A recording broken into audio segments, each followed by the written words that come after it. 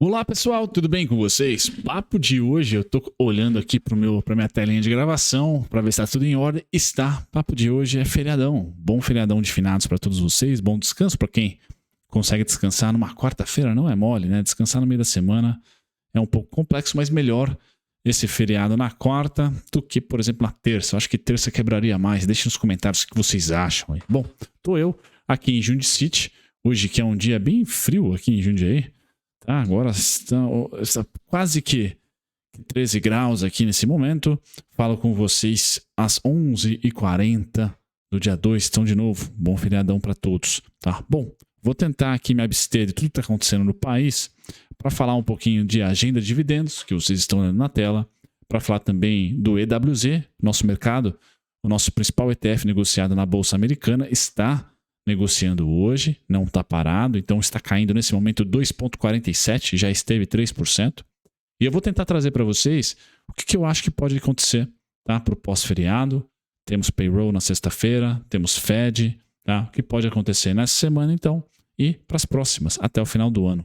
Vai ser um papo aqui que eu vou mexer um pouquinho com o EWZ, com a S&P, com Icon e com a Magalu. Também, porque não, ela vai ser a minha principal cobaia aqui do vídeo. Bom, vamos lá, pessoal. Agenda dividendos, que é bem importante para você, din-din, tá? Eu que fiz vídeo sobre a Copel e fiz também sobre a Sanepar antes desse aqui, mas o papo agora da agenda não compõe a Copel ainda, né?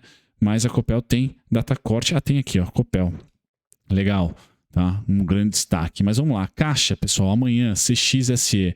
Vai pagar dividendos, vai pagar não, vai ter data corte, dia 3, tanto a Caixa como a Grendene, tá? Grendene, perdão, tá? GRND3 e CXSE3 são as duas companhias que pagam, que tem data corte amanhã, ou seja, amanhã voltou de feriado, vulgo quinta-feira, tá? Se posicionou em Caixa ou em Grendene, manteve posição, acordou na sexta, comprado ou comprada, adquiriu o direito de receber os dividendos, tá? No caso da Caixa, o que nós temos aqui? Serão 35 centavos líquido, tá? Para você, e você vai receber esse mês mesmo no dia 11, semana que vem.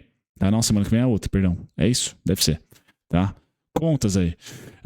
Já a Grendene, você adquiriu o direito de receber no dia 23 do 11, cerca aqui de 9 centavos líquido no combo. Tá? Esse, então, é o principal ponto. Olha, a Caixa, pessoal, é quase 4% de dividend yield. Então, bem interessante aqui esse dividend yield. Depois temos a Bradespar, tá? BRAP4, certo? A data corte não é amanhã, tá? Mas é no dia 9. Então, posicionou no dia 9, acordou no dia 10 ou o dia útil seguinte, tá? Você, comprado ou comprada, você adquiriu o direito no dia 21 de novembro também receber, no caso aqui, pessoal, R$1,40. Poxa, R$1,41 aproximadamente. Show de bola. O que vai representar para você aí quase não, dá 5,70% em dividend yield, tá? De dividend yield, no caso aqui da BRAP, certo? Então, você aí, Bradespar, show de bola, tá? Baita dividendo. A Cielo, data corte, dia 10, dia seguinte, quanto? 4 centavos, tá? Copel, dia 21 do 11 é data corte, tá? Quando paga dia 30 do 11, 19 centavos, depois só em junho, 30 de junho, vai pagar os outros restantes, que são 11 centavos. Tudo líquido aqui para vocês, pessoal. Itaúsa, grande Itaúsa, aquele dividendo de minuto. Mesma coisa Itaú e Bradesco, que eu não vou nem falar, que são aqueles dividendos pequenininhos, de 2 a 1 centavos mensais, certo? Essas são as empresas, principalmente aí da Copel para cima, né? Da Caixa Seguridade, Grendene, Bradespar com ótimo dividendo, data corte dia 9 de novo. Caixa é amanhã, Caixa e Grendene é amanhã, Cielo dia 10 e a Copel somente no dia 21. Essa é a agenda de dividendos, pessoal. Acho que é interessante nesse feriadão. Já anotem, beleza?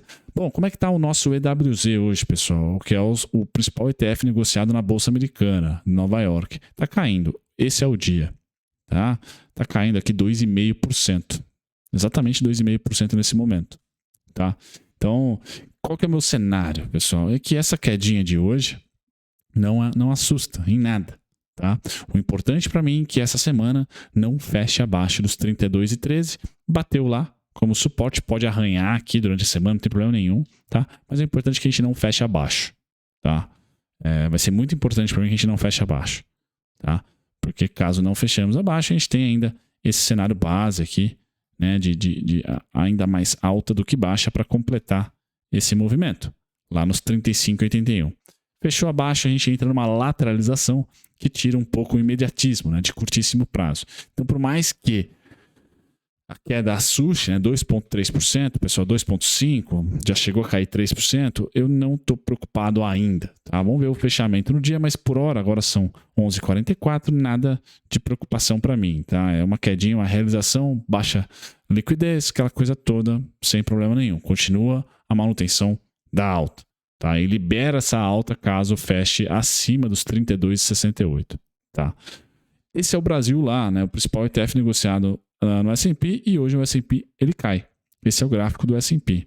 Então, ele tocou no nosso alvo, 3.900. Quem acompanha lá a TC Rádio, os vídeos que eu às vezes posto aqui para vocês no canal, aqueles cortes das minhas participações, esse era meu alvo, né? 3.924, 4.050. 3.924 bateu, tá? Então, natural essa queda, pelo menos até os 3.822, tá? Podendo ir até 3.712. Como que ela vai voltar? Que o S&P voltaria para 3.712, pessoal. Não é pelo cenário corporativo, na minha opinião, tá? Pelos resultados das empresas. É muito mais por como virá o payroll sexta-feira, tá? Então, sexta-feira é um dia muito chato, tá? Vai ser um dia chave para a bolsa. Eu sei que temos Fed, tá?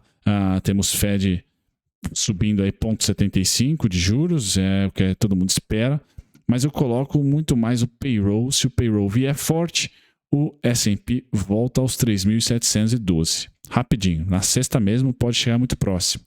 Se o payroll vier leve, ele aguenta e segura nos 3.800. Esse é meu cenário base, pessoal, para essa semana. Então, o S&P na alta, nessa nova onda de alta que teve desde o início do mês passado, levemente queda, tá? Que é natural acontecer em novembro. Outubro, um mês muito bom. Novembro, um mês lateral. E aí começam-se as compras para o final do ano. O rush natalino começa em novembro. Então, a primeira quinzena de novembro, essa queda pode ir até 3.712. O que pode, de certa maneira, contaminar um pouco a gente aqui, pessoal, tá? Conforme o cenário político vai esvaziando.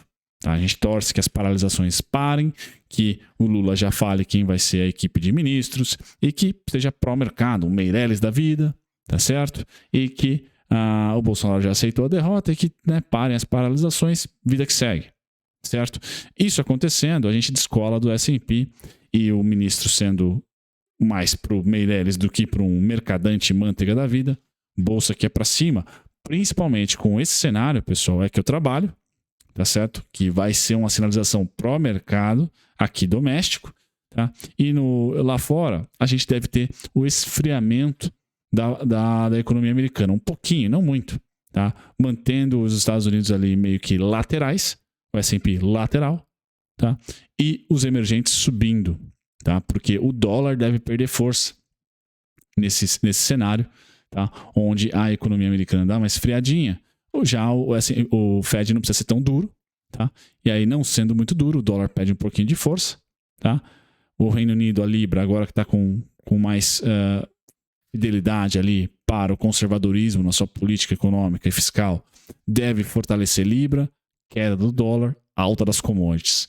É isso que a gente pode imaginar. Um pouquinho de alta, não muito, pessoal, mas é um alívio para os emergentes. E aí, esse gráfico, pessoal, é o gráfico do Icon.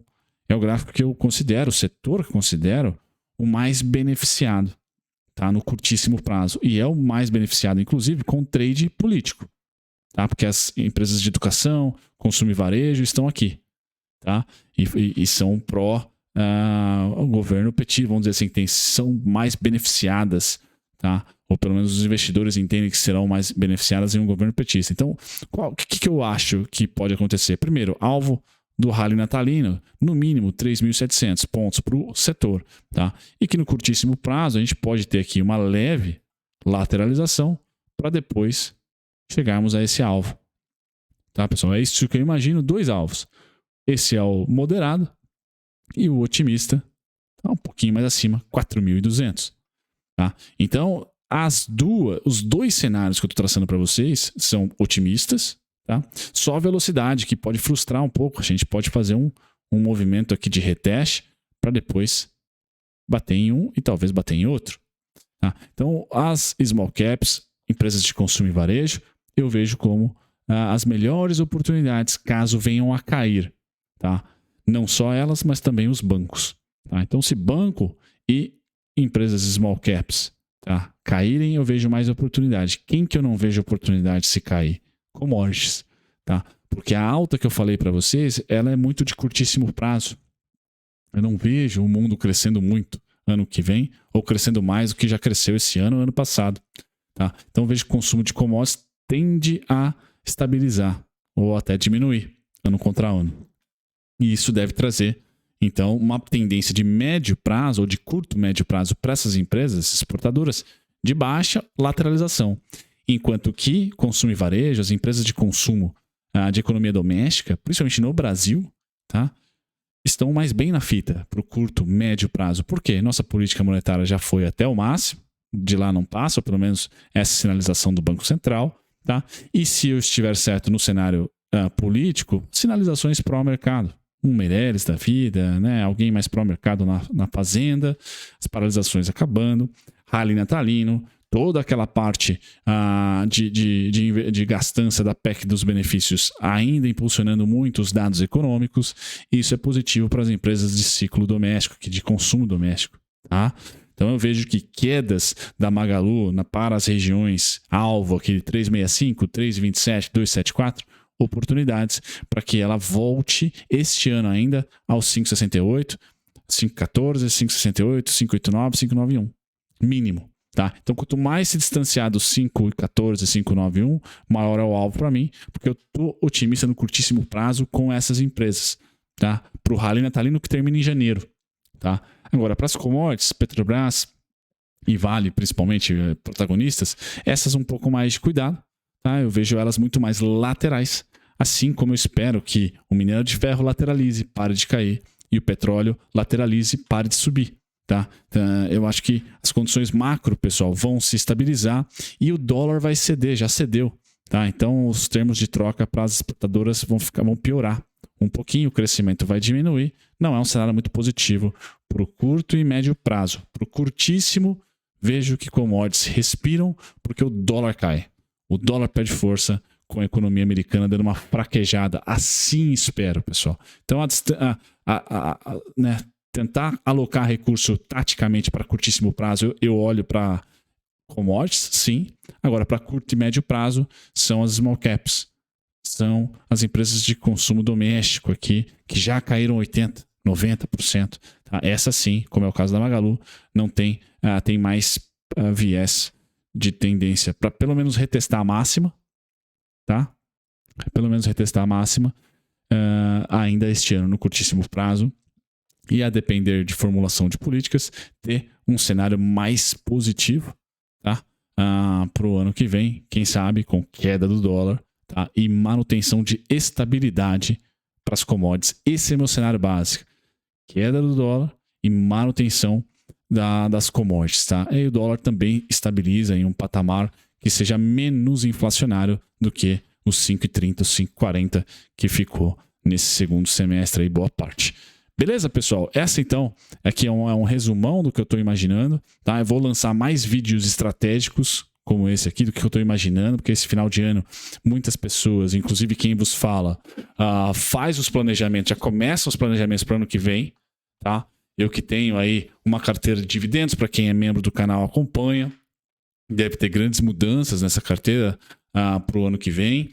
Então eu já vou namorando aqui o que eu vou olhando para o mundo de dividendos, mas também para o mundo tático, como eu falei para vocês. Acredito que curtíssimo prazo, uma recuperação do minério de ferro pode vir? Pode vir. Uma estabilização do petróleo deve acontecer. Então isso pode trazer uma Vale resiliente, uma Petrobras ainda em queda, ou pelo menos lateral, perdão, e não em mais quedas, certo?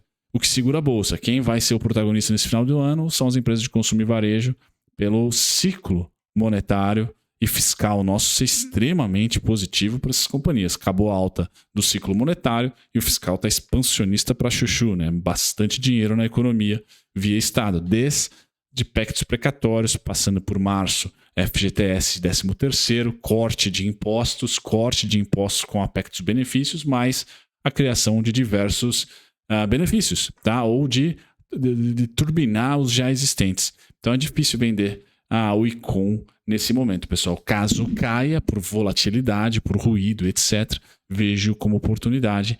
As commodities, caso subam, eu já vejo como uma armadilha ali. Opa, toma cuidado, porque o 2023 não deve ser melhor que o 2022 para esse setor de exportação, certo?